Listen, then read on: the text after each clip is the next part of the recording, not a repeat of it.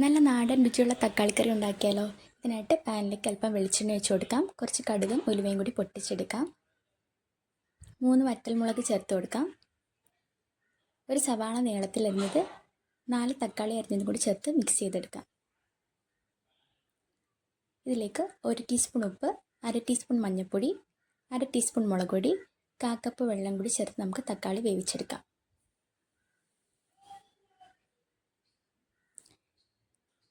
കുറച്ച് കറിവേപ്പിലയും കൂടി ചേർത്ത് കൊടുക്കാം.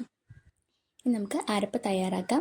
1 കപ്പ് തേങ്ങ, 2 അല്ലി വെളുത്തുള്ളി, 1/4 ടീസ്പൂൺ ജീരകം, 2 പച്ചമുളക്, കുറച്ച് വെള്ളം കൂടി ചേർത്ത് നല്ല ഫൈനായിട്ട് അരച്ചെടുക്കാം. തക്കാളി വെന്ത് വന്നതിന് ശേഷം നമുക്ക് ഈ അരപ്പ് ചേർത്ത് കൊടുക്കാം. കുറച്ച് വെള്ളം കൂടി ചേർത്തൊന്ന് മിക്സ് ചെയ്തെടുക്കാം. നമുക്ക് തിളയ്ക്കുന്നതിന് മുമ്പ് തീ ഓഫ് ചെയ്യാം. ലാസ്റ്റ് കുറച്ച് വെളിച്ചെണ്ണയും കൂടി ഒഴിച്ചു കൊടുക്കാം.